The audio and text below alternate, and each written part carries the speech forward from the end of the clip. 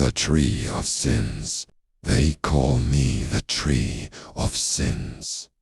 I stand tall on this forsaken hill, my gnarled branches stretching toward the heavens. Though heaven seems so far from this place, my roots delve deep into the earth, drinking not only water, but the weight of human despair. You see, I am no ordinary try. I am a silent witness, a confessor without judgment, a sanctuary for the lost and the damned. Here, beneath my shadow, they come those whose hearts are heavy with sins untold. They whisper their secrets to me, their final words before surrendering to the void. I have heard the worst humanity has to offer, the darkest corners of the soul. A man once leaned against my trunk, his hands trembling. He told me of the blood on his hands, how he had taken a life in a moment of rage, only to be haunted by the echo of his victim's voice in his dreams. I thought I could forget, he said. But your roots, your shadow, remind me. Perhaps you are the judge, sent to condemn me. Yet I passed no sentence. I simply listened, as I always do, until the rope he brought with him found its purpose among my branches. There was a woman, her eyes hollow and her voice broken. She spoke of love, of the absence of it.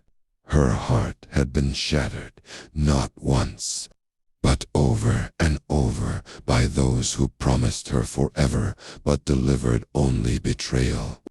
I am tired, she said. Even you, tree, stand steadfast while I crumble. Her pain seeped into my bark, a poison more potent than any axe. When she finally fell silent, her body lay still at my roots. But her sorrow lingers in me still. And then there are those whose sins are not crimes, but burdens too heavy to bear. The father who could not save his family, the addict drowning in guilt, the child who carries the scars of a world too cruel for innocence. They all come to me, their final confessor, their last audience. Do you think me cursed to bear the weight of these sins? To feel the despair of humanity coursing through me like sap through my veins?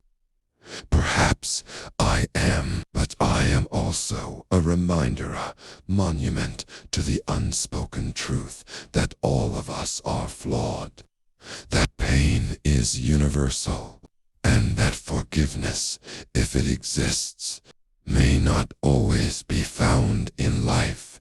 And yet I do not weep, for I am a tree, and my purpose is to stand, to endure. I absorb their stories, their anguish, and in some way, I give them what they sicken, and a closure, a place where their sins may rest. So, here I remain, on this lonely hill. I grow taller with each passing year, my branches heavier with the weight of their confessions.